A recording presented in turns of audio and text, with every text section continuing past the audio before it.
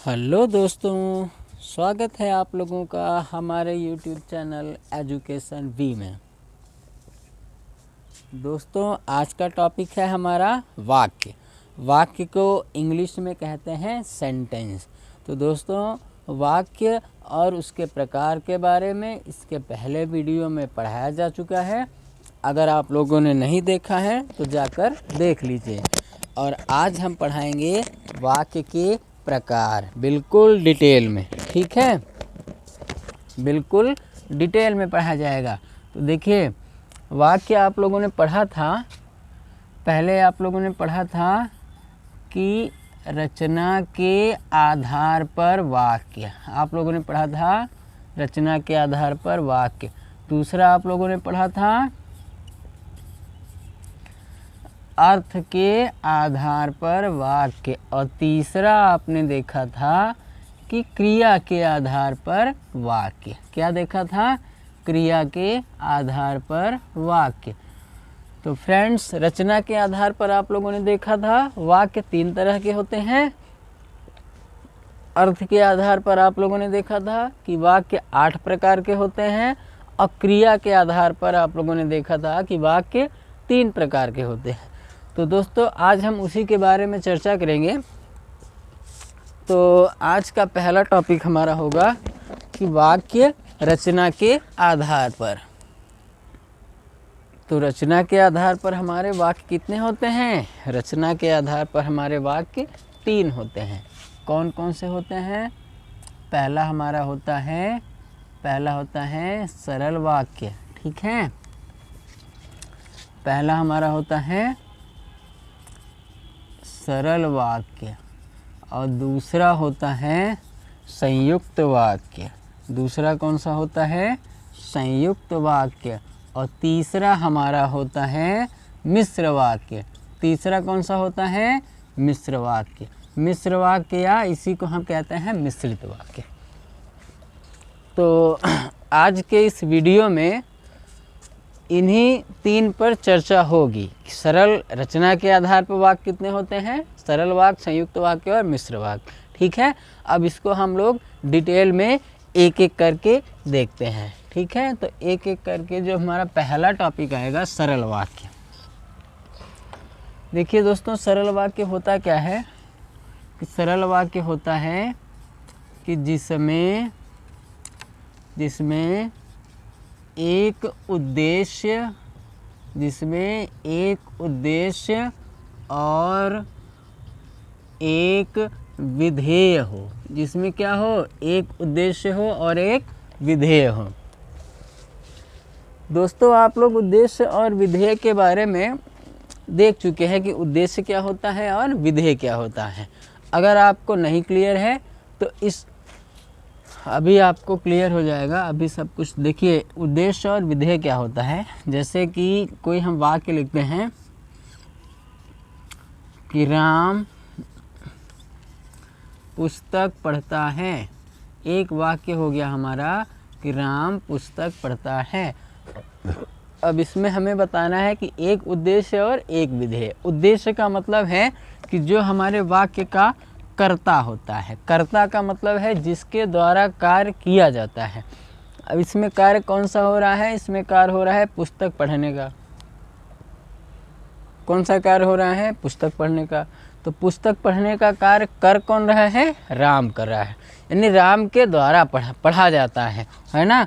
तो राम क्या हुआ? यानी जो कार्य करता है, इसमें कार्य हो रहा है पुस्तक पढ़ने का और कर कौन रहा है? राम कर रहा है। तो राम क्या हो गया? उद्देश्य हो गया। अब राम के द्वारा जो कार्य किया जाता है, जैसे पुस्तक पढ़ता है, तो ये क्या है? हमारा विधेय है। ठीक, तो एक उद्देश्य और एक विधेय। तो ये कैसा वाक्य है? ये हमारा है सरल वाक्य। ये कैसा वाक्य है? ये हमारा हो गया सरल वाक्य। ठीक, तो दोस्तों, जिसमें एक उद्देश्य और एक विधेय होता है, वो कौन सा वाक्य कहलाता है? सरल वाक्य कहलाता है। जैसे वे घर जाते हैं। तो वे क्या है? उद्देश्य है। ये क्या है? उद्देश्य है। और घर जाते हैं, ये क्या है? ये हमारा विधेय है। तो एक उद्देश्य और एक विधेय, कैसा वाक्य, कैसा वाक्य, सरल वाक्य। किस प्रकार का वाक्य हो गया, सरल वाक्य हो गया। तो जिसमें एक उद्देश्य और एक विधेय होता है, जिस वाक्य में एक उद्देश्य और एक विधेय होता है, वो कैसे वाक्य कहलाते हैं, वे कहलाते हैं सरल वाक्य। इस तरह से बहुत से वाक्य हैं, जैसे मैं खाना खाता हूँ, वह पानी पीता है, हम सब खेलते हैं, वे दौड़ते हैं, आज मेरे टीचर मुझे पढ़ाते हैं, सूर्य उगता है ना। इस तरह के वाक्य कैसे वाक्य हैं, सरल वाक्य हैं। सरल वाक्य यानी इसमें एक उद्देश्य और एक विधेय हो। तो चलिए देखिए कुछ थोड़ा अलग देखते हैं। जैसे श्याम गाना गाता है, श्याम गाना गाता है। तो इसमें कार्य कौन सा हो रहा है, गाना गाने का कार्य हो रहा है। तो जो कार्य होता है वही क्या कहलाता है, वही हमारा विधेय कहलाता है। ठीक, और जिसके द्वारा होता है, जैसे श्याम के द्वारा हो रहा है, तो श्याम क्या है, श्याम हमारा हो गया उद्देश्य। तो उद्देश्य और विधेय, एक उद्देश्य एक विधेय, कैसा वाक्य, सरल वाक्य। ये कैसा वाक्य, सरल वाक्य। ठीक, और देखिए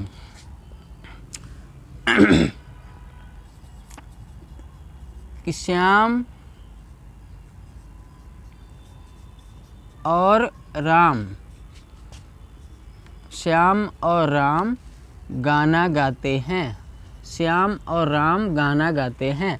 अब इसमें देखिए, इसमें कर्ता क्या है, कर्ता यानी उद्देश्य क्या है, एक हो गया श्याम और दूसरा उद्देश्य हो गया राम। इसमें तो दो उद्देश्य है। और विधेय कितना है, एक ही है, गाना गाते हैं, कि श्याम गाना गाता है और राम गाना गाता है। तो श्याम और राम गाना गाते हैं।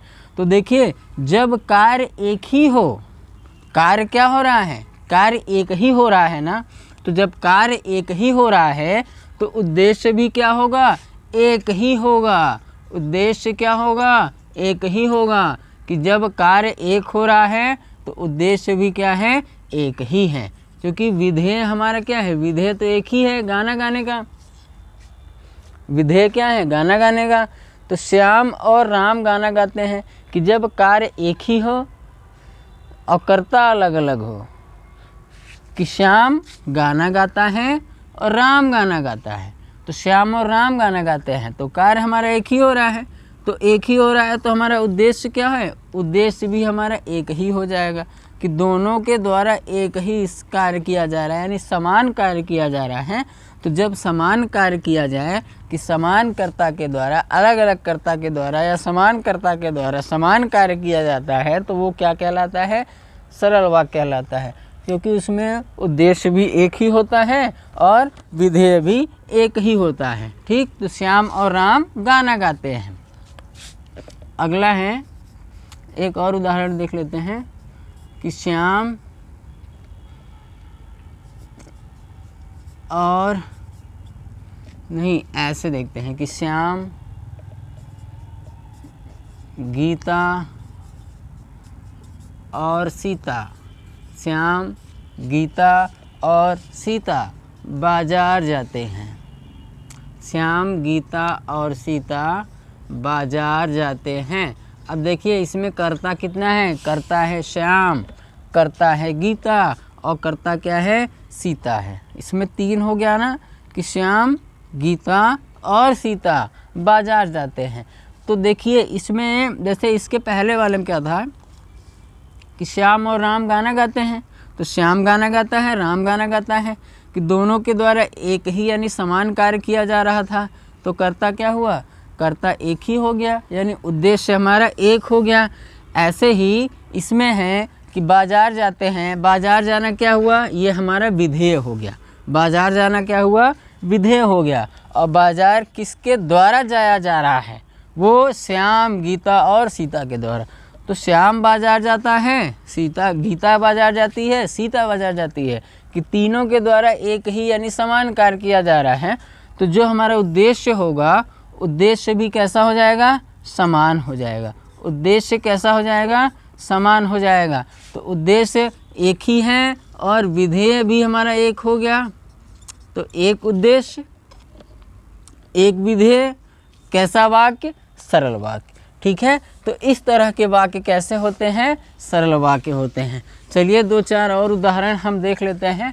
दोस्तों आज आपका छूटना नहीं चाहिए। अगर आप लोग इस वीडियो से जुड़े हुए हैं, बने हुए हैं इस वीडियो में, तो आपका सरल वाक्य, संयुक्त वाक्य और मिश्र वाक्य पूरी तरह से आज क्लियर हो जाएगा, एक भी डाउट नहीं रहेगा।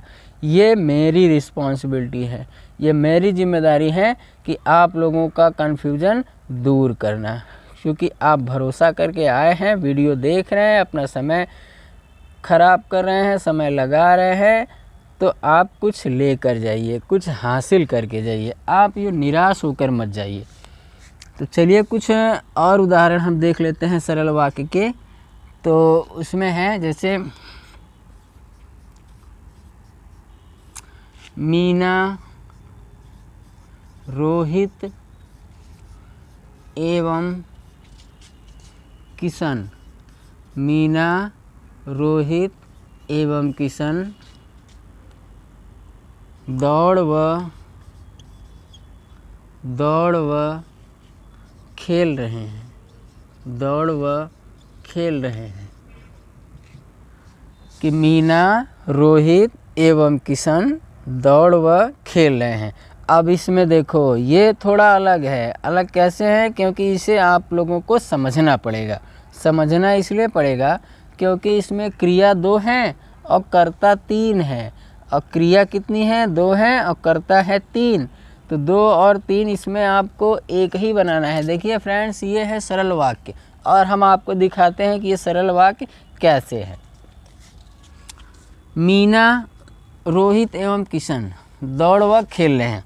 जैसे मीना दौड़ रही है और खेल रही है, रोहित दौड़ रहा है और खेल रहा है, किशन दौड़ रहा है व खेल रहा है। कि तीनों एक ही काम कर रहे हैं ना, कि मीना दौड़ व खेल रही है, रोहित दौड़ व खेल रहे हैं, किशन दौड़ व खेल रहा है।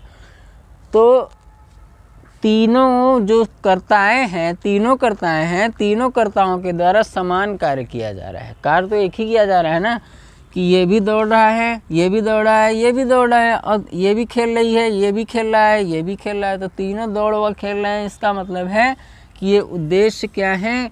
एक हैं, एक उद्देश्य है, उद्देश्य एक ही है। और विधेय भी हमारा क्या है? एक है। विधेय भी हमारा एक है। ये दौड़ रहे हैं, खेल रहे हैं, और तीनों क्या हो जाएंगे? एक हो जाएंगे। ऐसे ही हमारे कर्ता भी क्या हो जाएंगे? एक ही हो जाएंगे। यानी उद्देश्य एक होगा और विधेय एक होगा, क्योंकि समान कर्ता यानी अलग अलग कर्ताओं के साथ समान कार्य किया जा रहा है। इसलिए जो कर्ता है वो हमारा एक ही है और विधेय जो है वो भी एक ही है, क्योंकि समान कार्य किया जा रहा है।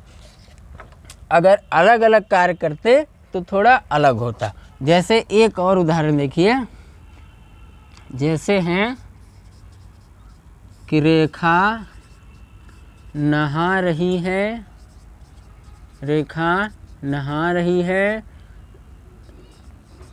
और रीता खा रही है, रीता खा रही है। तो अब देखो, इसमें रेखा नहा रही है और सीता खा रही है।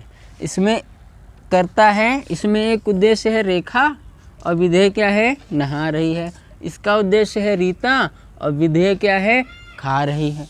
तो क्या, हाँ, अब इसमें आप लोग डिफरेंस ये पहचानो कि रेखा के द्वारा कौन सा कार्य हो रहा है? नहाने का। और रीता के द्वारा कौन सा कार्य हो रहा है? खाने का। तो इसके पहले हमने बताया था कि जब कर्ताएं एक ही कार्य करें, समान कार्य करें, तो सरल वाक्य होता है। इसमें समान कार्य नहीं हो रहा है। इसमें रेखा के द्वारा नहाया जा रहा है और रीता के द्वारा खाया जा रहा है। कि रेखा अलग काम कर रही है और रीता अलग काम कर रही है, दोनों का कार्य अलग अलग है। इसलिए ये सरल वाक्य नहीं है, बल्कि कैसा वाक्य है? ये है संयुक्त वाक्य। ये कैसा वाक्य है? संयुक्त वाक्य है। ठीक, ये सरल नहीं है। क्योंकि रेखा के द्वारा नहाया जा रहा है और रीता के द्वारा खाया जा रहा है। अगर रेखा और रीता नहा और खा रही होती तब हमारा सरल हो जाता कि दोनों नहाते दोनों खाते, लेकिन एक नहा रही है एक खा रही है, दोनों का कार्य अलग अलग है, इसलिए ये सरल वाक्य नहीं है, बल्कि कैसा वाक्य है हमारा, संयुक्त वाक्य है। तो दोस्तों हमें उम्मीद है कि सरल वाक्य आप लोगों को समझ में आ गया होगा। अब सरल वाक्य के बाद हम आगे बढ़ते हैं जो दूसरे नंबर का है हमारा। तो दोस्तों सरल वाक्य के बाद दूसरा हमारा आता है संयुक्त वाक्य। ठीक है, संयुक्त वाक्य। संयुक्त का मतलब होता है, संयुक्त के नाम से ही आपको पता चल रहा होगा कि संयुक्त का मतलब है कि जिसमें एक से अधिक वाक्य हों, जिसमें एक से अधिक वाक्य हों और सभी क्या हों, संयुक्त रूप से, मतलब एक दूसरे से जुड़े हुए हों, है ना। तो देखिए संयुक्त वाक्य की पहचान क्या होती है कि इसमें एक से अधिक उपवाक्य होते हैं, इसमें एक से अधिक उपवाक्य होते हैं। और दूसरा पॉइंट क्या है कि सभी उपवाक्य कैसे होते हैं, साधारण होते हैं। ठीक, सभी उपवाक्य कैसे होते हैं, साधारण होते हैं, साधारण होते हैं। इसमें एक से अधिक उपवाक्य होते हैं और सभी उपवाक्य कैसे होते हैं, साधारण होते हैं।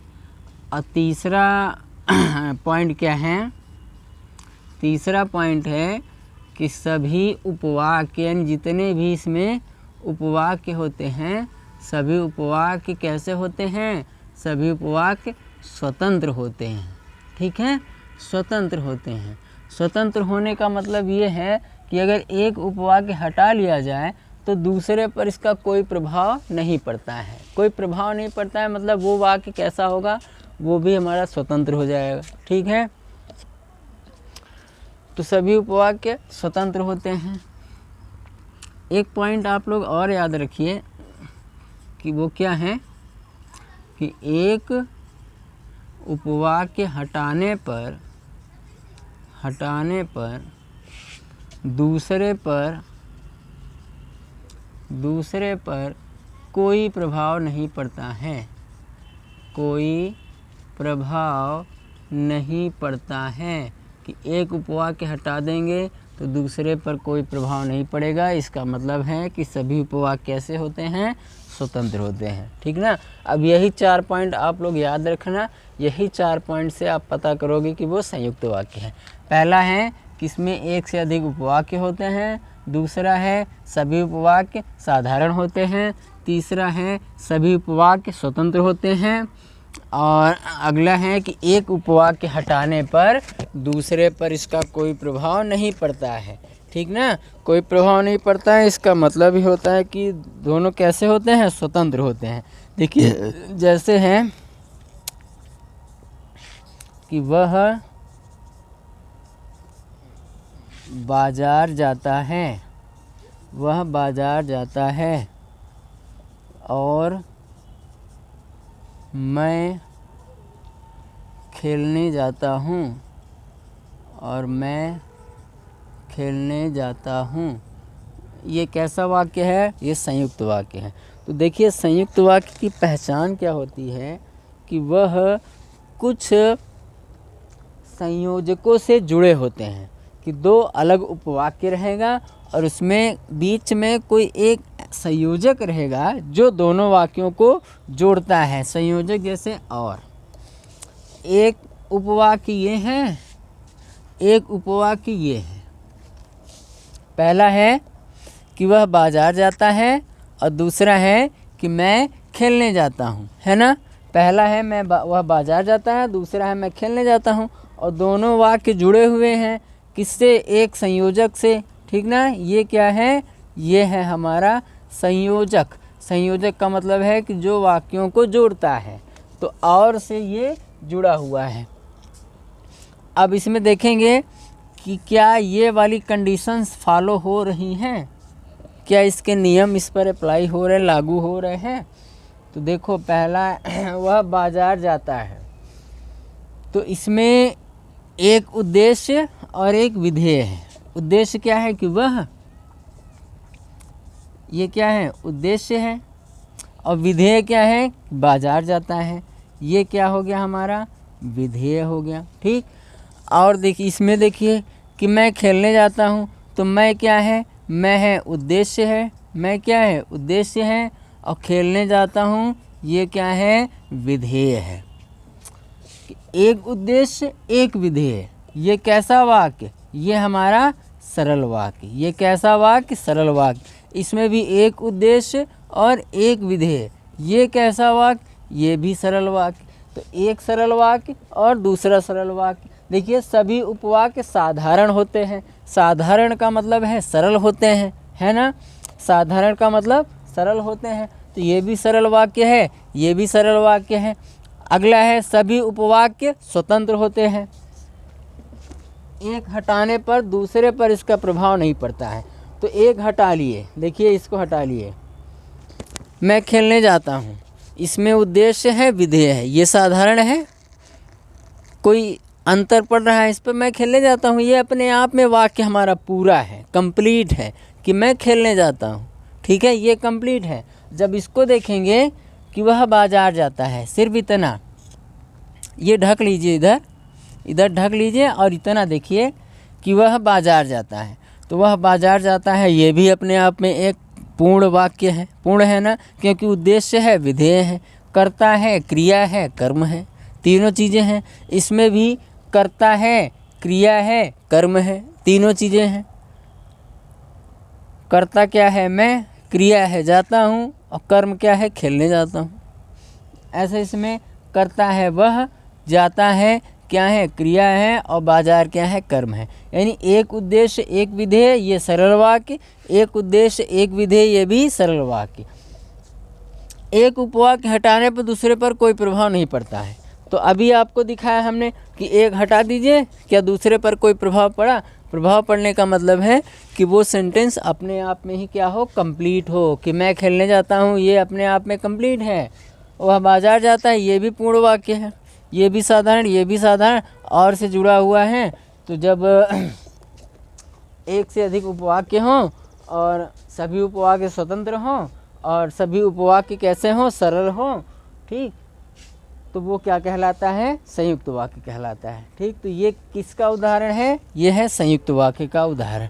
तो देखिए संयुक्त वाक्य पहचानने के लिए कुछ आप लोग क्या करिए कि कुछ आप लोग संयोजक लिख लीजिए, संयोजक को याद कर लीजिए, क्योंकि वो संयोजक देखते ही आप समझ जाओगे कि ये संयुक्त वाक्य है। यहाँ बोर्ड पर कुछ संयोजक लिखे हुए हैं, ठीक है, ये संयुक्त वाक्य के संयोजक हैं। तो इसको आप लोग ध्यान से पढ़ लो और इन सब को याद कर लो। इसके अलावा भी बहुत सारे होते हैं, ठीक है। तो संयोजक से हमको मतलब नहीं है, बस आप लोग ये याद रखो कि इसमें एक से अधिक उपवाक्य हों और सभी उपवाक्य स्वतंत्र हों। बस यही याद रखना है कि सभी उपवाक्य कैसे हों, स्वतंत्र हों। जबकि मिश्र वाक्य में ऐसा नहीं होता है। मिश्र वाक्य में उपवाक्य स्वतंत्र नहीं रहते हैं, बल्कि वे एक वाक्य से जुड़े रहते हैं, कि वे सभी आपस में जुड़े रहते हैं। लेकिन संयुक्त वाक्य में ऐसा नहीं है। संयुक्त वाक्य में क्या है कि एक से अधिक उपवाक्य रहते हैं और सभी उपवाक्य स्वतंत्र रहते हैं। जैसे वह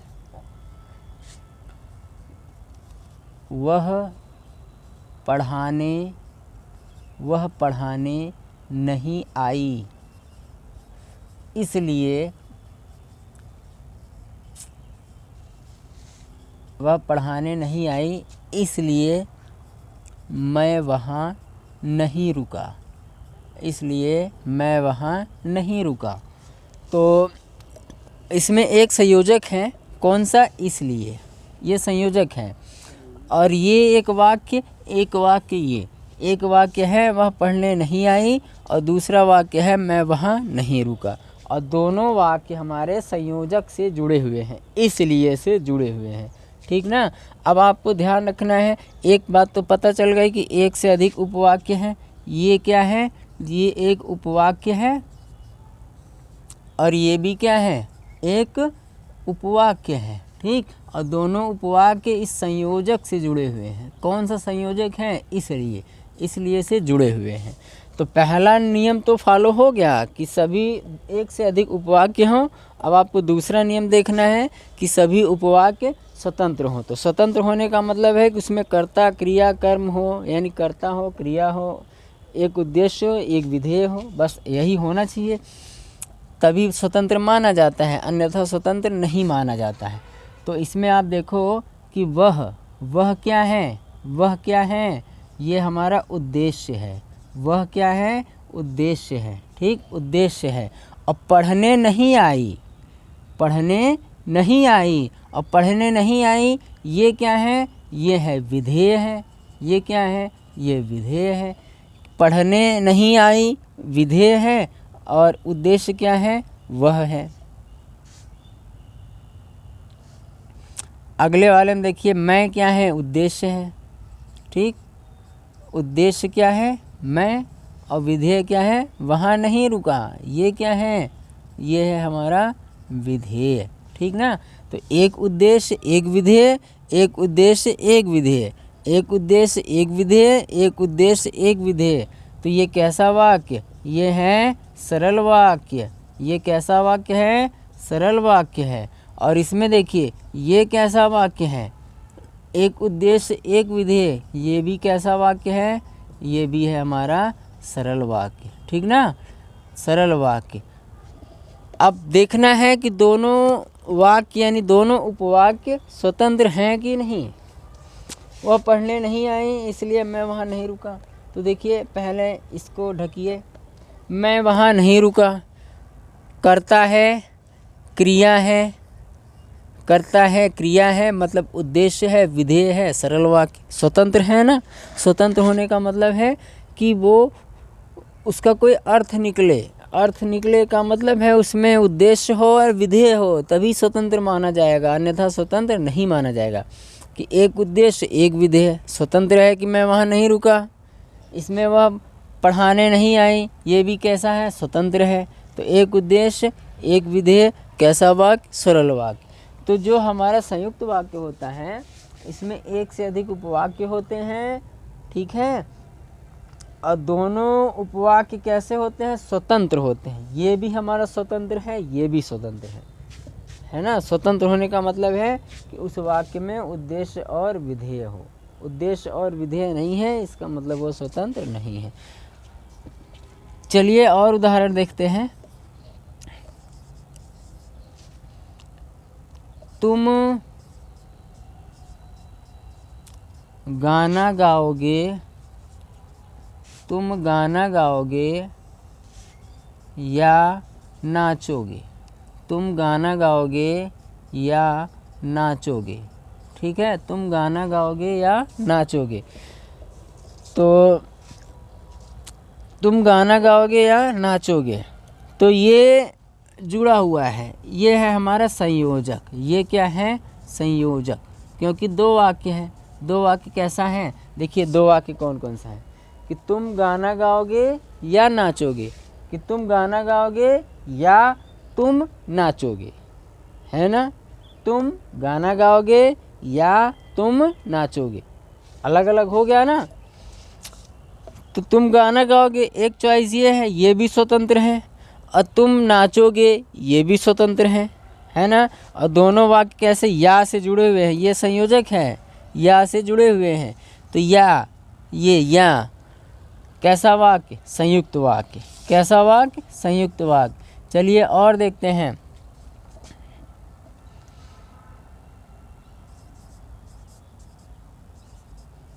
उसने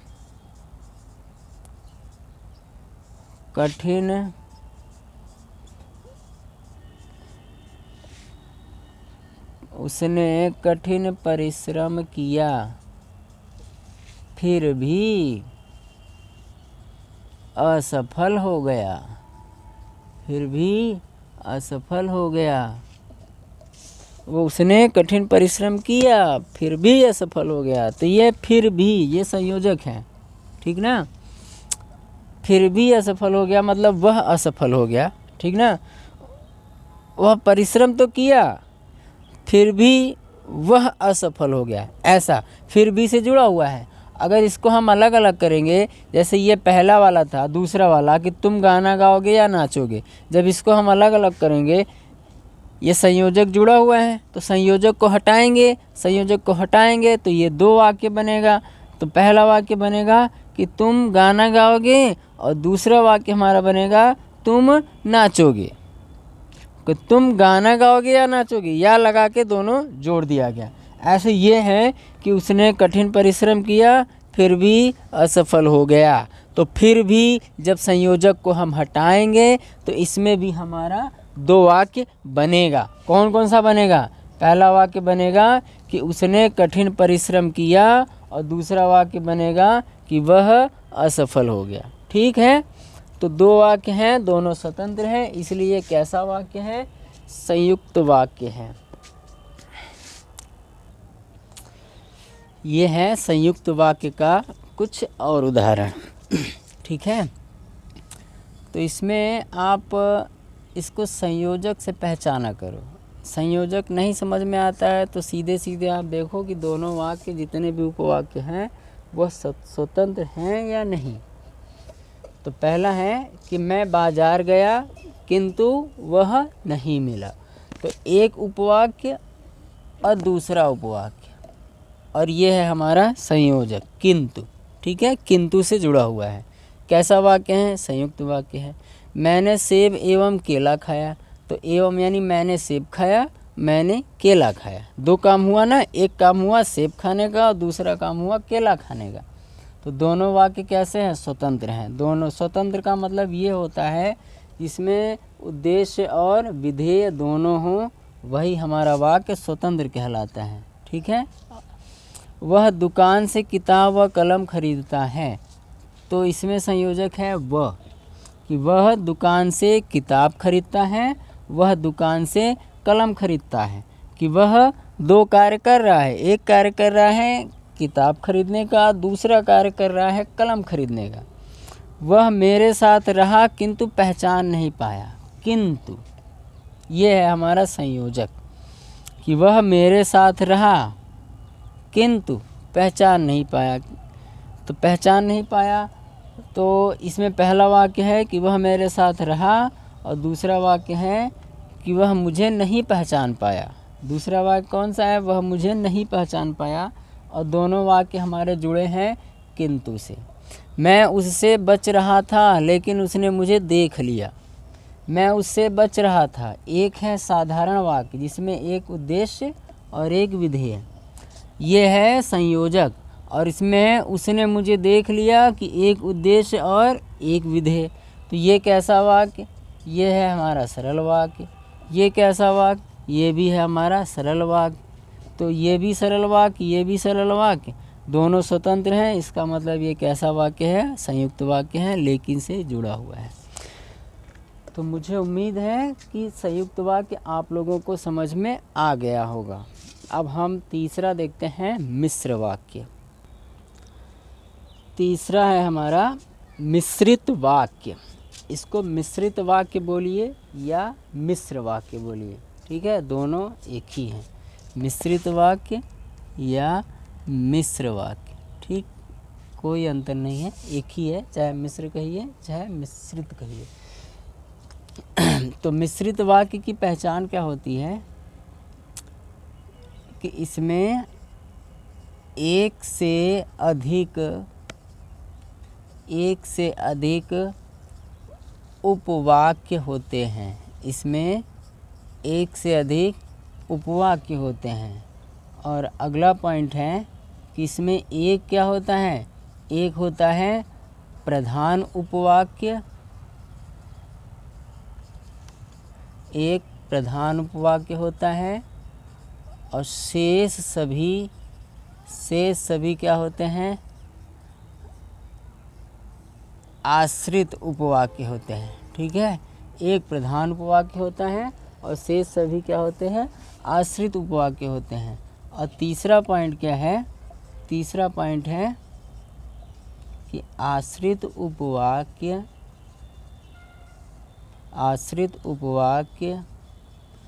प्रधान उपवाक्य पर आश्रित होते हैं।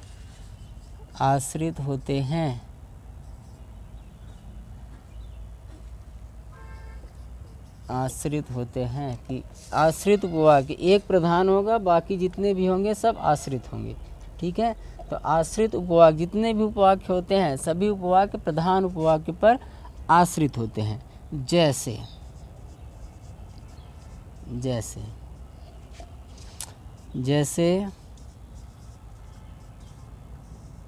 शिक्षक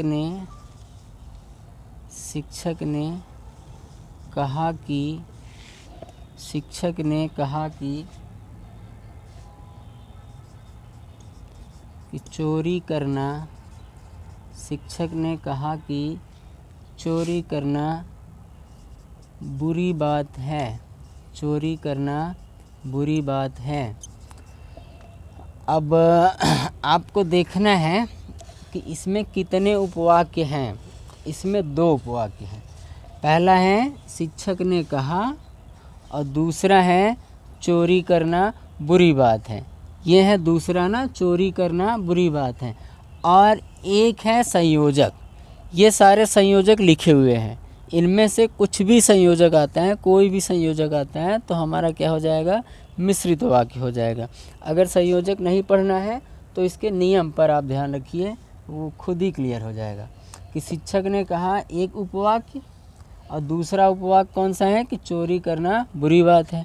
और दोनों उपवाक्य एक संयोजक से जुड़े हुए हैं। कि क्या है? कि हमारा संयोजक है, तो दोनों उपवाक्य संयोजक से जुड़े हुए हैं। ठीक है, अब कि एक से अधिक उपवाक्य होते हैं कि एक उपवाक्य दूसरा उपवाक्य एक से अधिक उपवाक्य है और एक प्रधान उपवाक्य होता है, से सभी आश्रित होते हैं। तो प्रधान का मतलब है कि जिसके द्वारा संपूर्ण कार्य हो रहा है, कि अगर वही उसी को हटा लिया जाए तो बाकी कार्य पर बहुत बड़ा प्रभाव पड़ता है, यानी सभी कार्यों पर प्रभाव पड़ता है। तो इसमें प्रधान उपवाक्य कौन सा है? ये शिक्षक ने कहा। ठीक है, शिक्षक ने कहा, क्योंकि देखो इसमें शिक्षक ने कहा तो शिक्षक क्या है? शिक्षक है कर्ता। शिक्षक क्या है? कर्ता। और कहा क्या है? ये है क्रिया। ये क्या है? क्रिया। तो कर्ता और क्रिया मतलब कि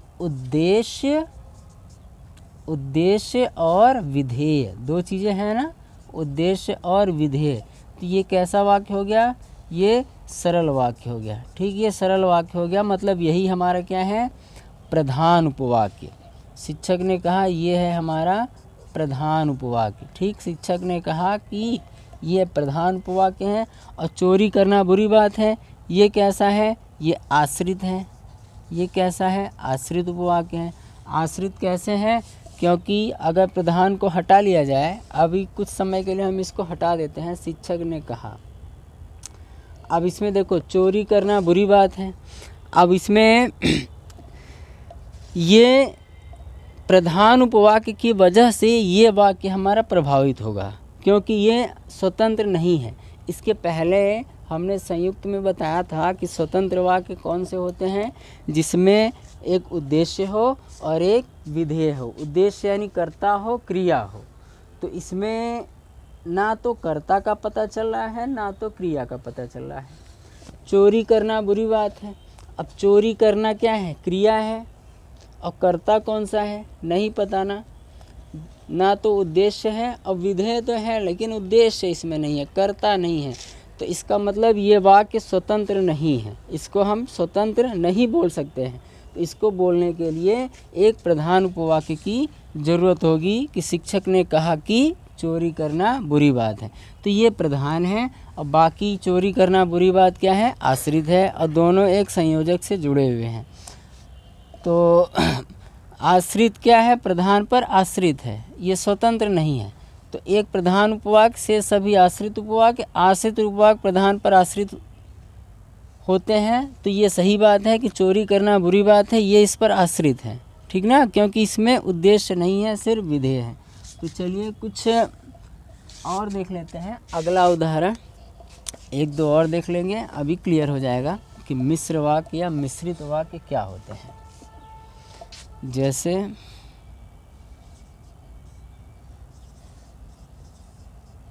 महात्मा गांधी ने कहा कि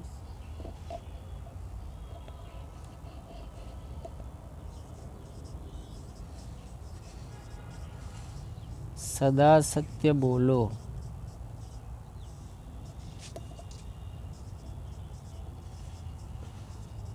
बुरा मत देखो।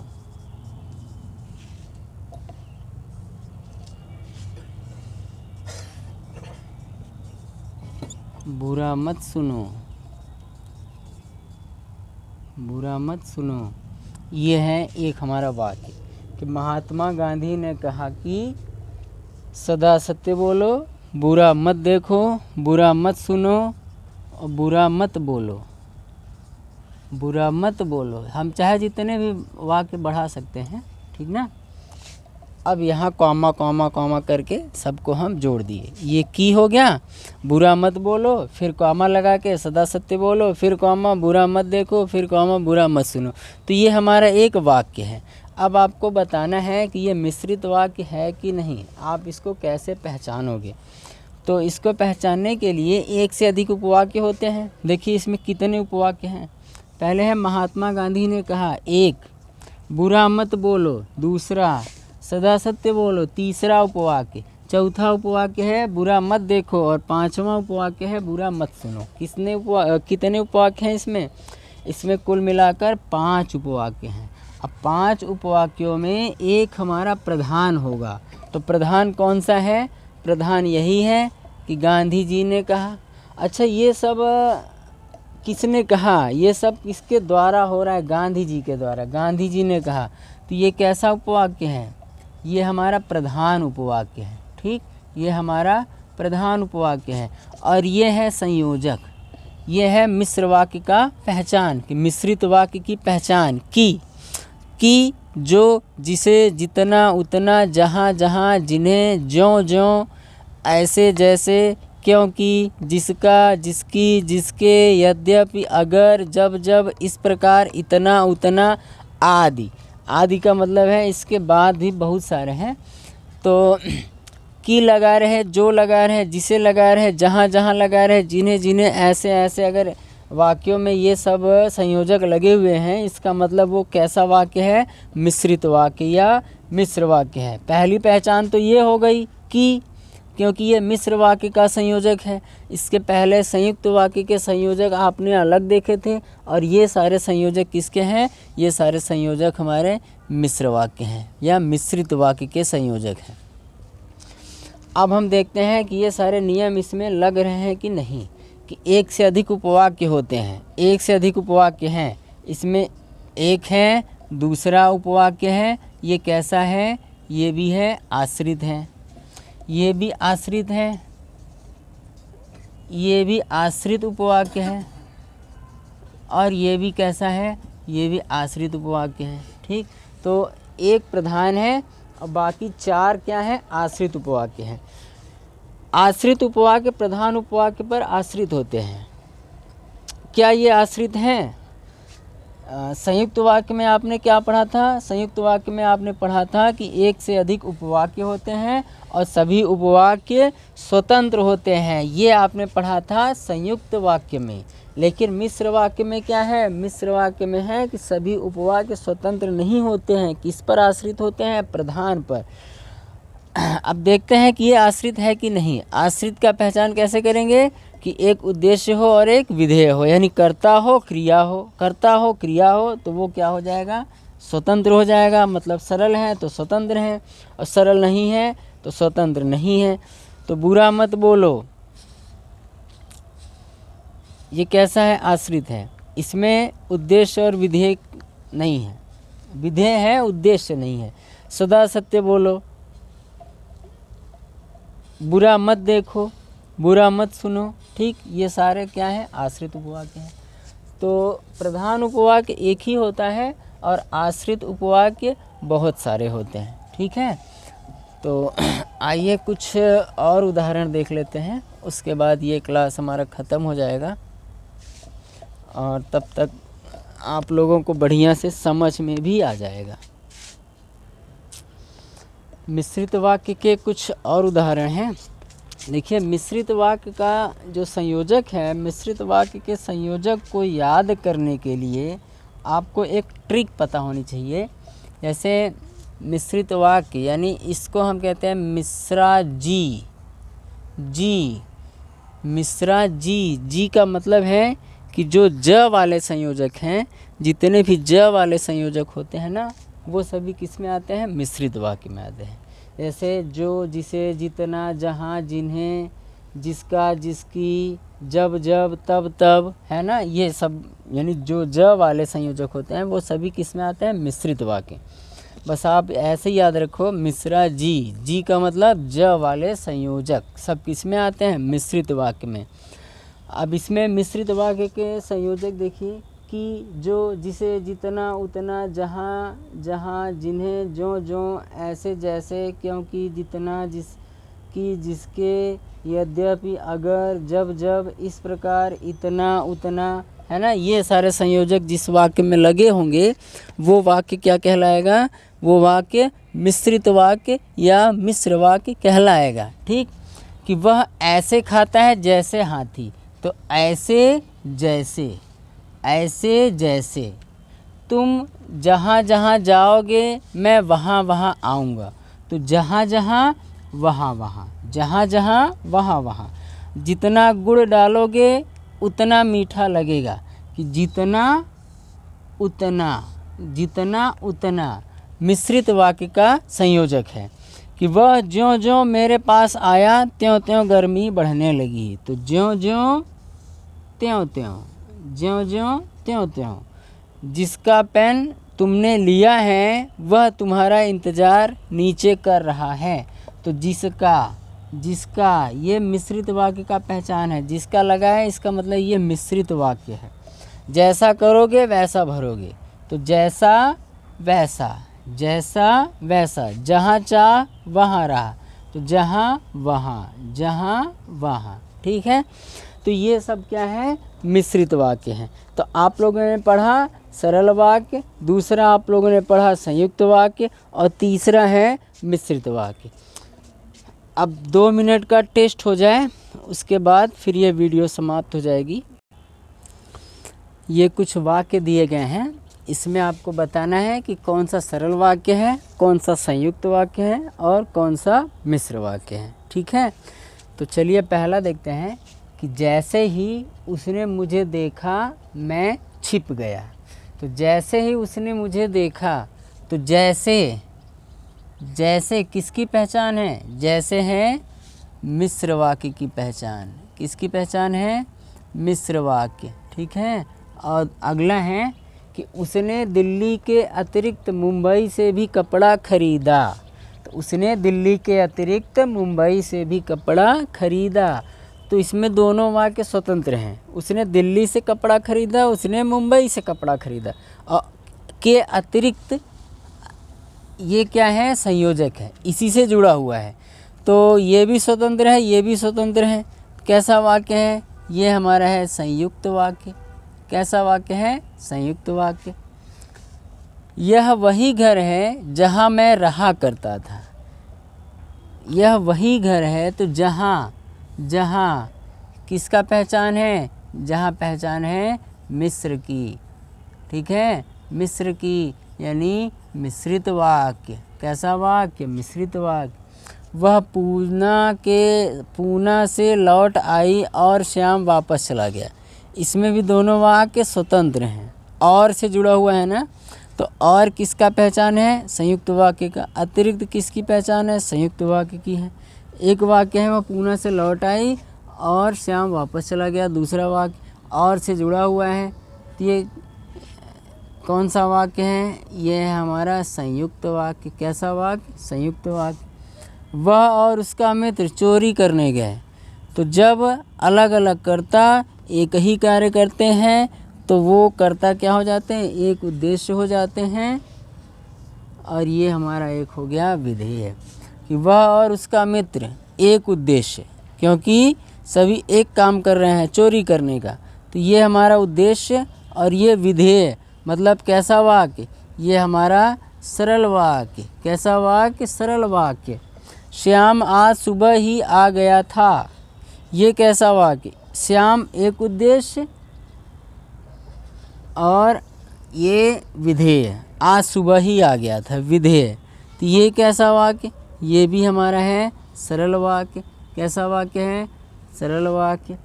उन्होंने वही ज़मीन खरीदा जो श्रापित था, जो किसका है, मिश्र वाक्य का है। ठीक, जो श्रापित था, ये कौन सा वाक्य है, ये हमारा मिश्र वाक्य है। ठीक, मिश्र वाक्य है।